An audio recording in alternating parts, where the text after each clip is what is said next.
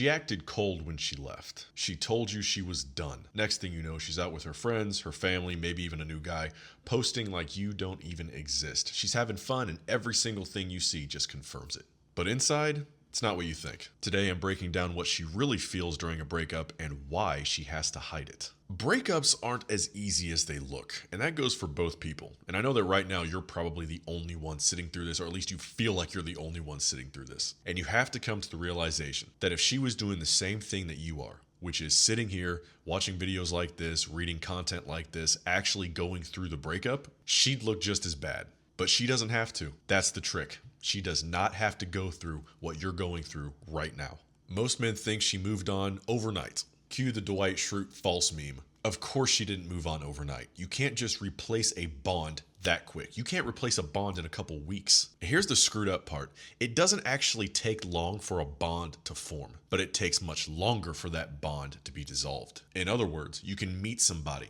have a great couple of weeks, maybe even a month with them. And you think that, okay, we only had a couple weeks, a month, if that. So if she moves on, it's not going to take her much longer than that to actually completely destroy the bond or all of her feelings for me, whatever, and just move on with her life. But there's a trick to that, and the trick is it takes much longer to destroy a bond than it does to create it. And sure, let's say it only took a couple weeks for you guys to form the bond. Yes, it's unfinished. Yes, it's not as strong as somebody who's going to form a bond that's, months or years long. But she's going to find out the hard way that that bond can't be gotten rid of in a week, in a month, maybe even a year or two. Especially if she's not sitting through the breakup, actually healing, actually processing things. Those types of bonds that women carry forward into their new relationships, those can potentially last forever. And some of you watching this are going to think that that might be a good thing. And okay, it might be if you're trying to get your ex back, but there's a trade-off to that information. And that is, you have to wonder about every new woman that you date if she's carrying forward an old bond, an ex.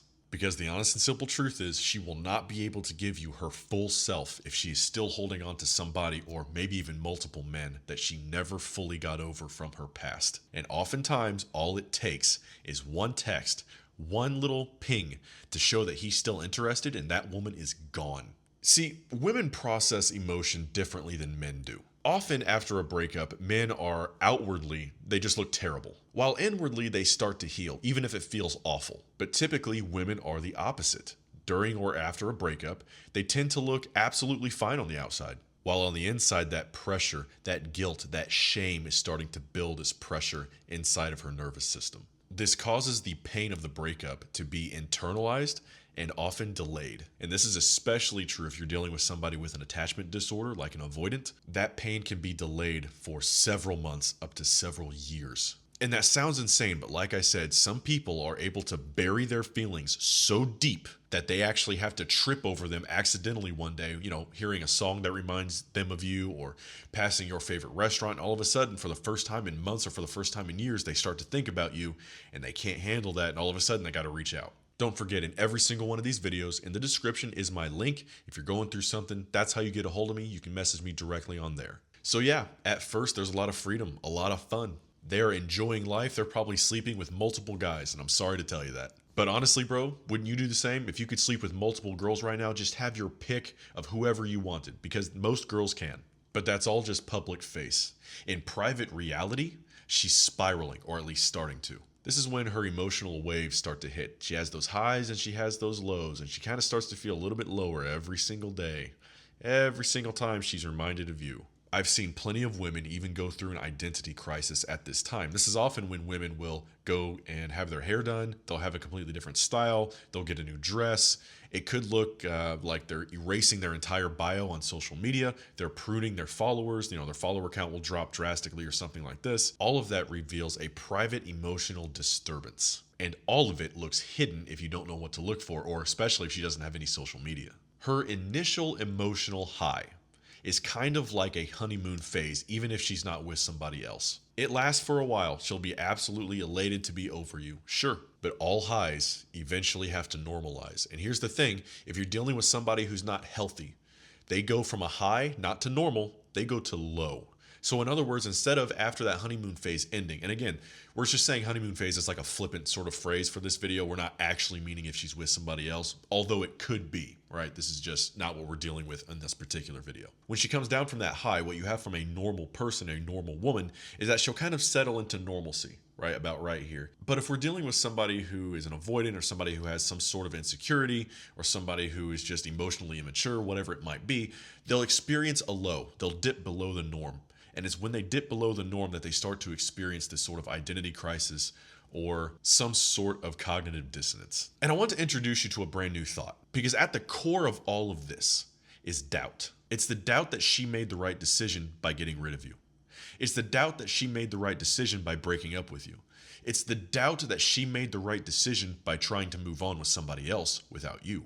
It's the doubt that, okay, maybe she was justified in her actions, but maybe she doubts the way that she did it. And I guarantee you, every single woman faces this at least once after the breakup. Now listen to me very carefully. This doubt about her decisions, about where she's going, about her direction in life, about her direction after the breakup is feminine. That's why if you have doubts after the breakup, if you have doubts about her before, after the relationship, it doesn't matter.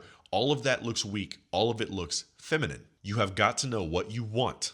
You've got to be willing to fight for what you want. Now, I'm not saying that you hit up her phone or anything like that. I'm saying you fight for the relationship while you still have it. But you know as well as I do, there comes a time where a woman will pull away and there's just nothing you can do about it. And the worst thing you can do is try to fight or try to fix it or try to make it better. Because honestly, some women, some relationships cannot be fixed. And that sounds horrible, but it has to do with the internal work that she has to do, and it has nothing to do with you, bro. And I know that that sucks to hear, but letting a girl go, letting her spiral, letting her pull her little stupid games, and not giving her the reaction that she wants is going to do her a lot of good in the long run. And it's going to do you and the relationship, or the potential future relationship, a lot of good as well.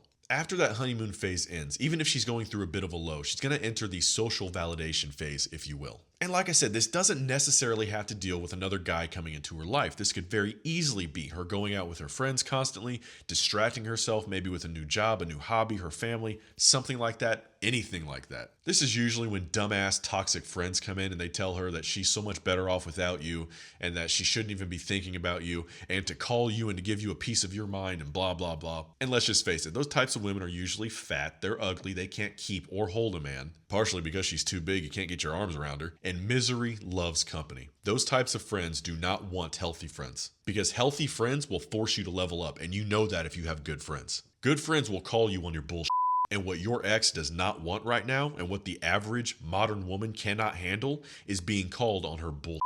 All she wants is validation. Tell me I'm right, tell me I'm pretty no matter what I do. So when she enters a healthy relationship, and it could be with a friend, that's the crazy part, is that she won't even keep a friend around who will straight up tell her to her face that she's wrong. And fellas, ladies, this is a great indicator into your own personal life to know if you're a toxic person. Can your friends tell you that you are absolutely wrong without you losing your cool? Because if your friends are constantly hyping you up, a little bit too much maybe, or if your friends give you nothing but validation, nothing but likes, and you haven't really gone through anything with them, they aren't your friends. There's a saying, something along the lines of, he who has many friends secretly has none. All right, let's talk about that shift, when that doubt, when that regret really starts to hit her. Number one is the crash after the high. Now here's a wild concept that you need to understand. And let me tell you a little bit of a personal story to put this in context. Back when I was in high school, I used to wrestle and I used to play basketball quite a bit. All the guys did, that was like our number one thing. Every single time we had free time, that was what we were doing. And yeah, we'd drive around, we'd go to tournaments, we'd do anything we could to get a game going anywhere we could. And sometimes we won, sometimes we lost. But here's what we found out that was crazy, is that even when we won, we'd feel that high. We'd feel elated at first. And then we'd drive home, and we had the same feeling as somebody who maybe was coming back from vacation. We went from that high of feeling like we were the greatest basketball champions in the state to not even normal, to low. And we started to feel like we weren't really that good, that what we just won didn't really mean anything. And it's this type of feeling that she's going to hit right after her honeymoon phase, right after she gets done running from the feelings that you're causing her. The dopamine from that high, from that freedom that she feels, fades very quickly, and she doesn't dip into normalcy, she dips into a low. Even if she had a great day, even if she had a great date that on paper, her and this guy should just hook up and they would be perfect together, but guess what? She has you in the picture. She's got to deal with you before she can fully commit to this guy.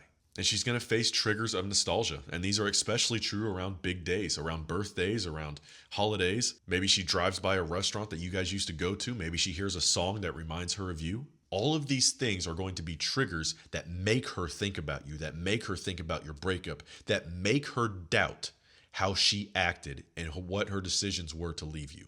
And the trick is, when she starts to doubt, she starts to get curious. And when she gets curious, she checks. And when she sees you unbothered, happy, moving on with life, that self-doubt gets exponentially bigger.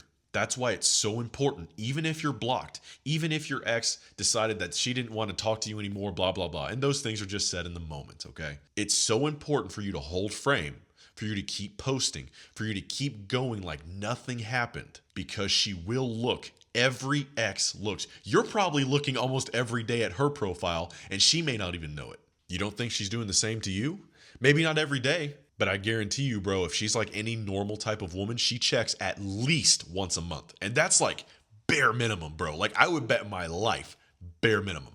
And we've talked about it before in previous videos, but this is behavioral economics. This is simple loss aversion. In other words, the fear of losing you is going to hit her so much harder than the excitement that she feels over her newfound freedom. And this is simply based on the fact that people will do more to avoid pain than they will to seek pleasure. So here's what she doesn't show you. Number one is her private grief. She will never show you her crying alone at night over you. Even if she claims that she hates you, even if she told you she never wants to talk to you again, or even if she blocked you, I can nearly guarantee for every single man out there, she cried over you, bro.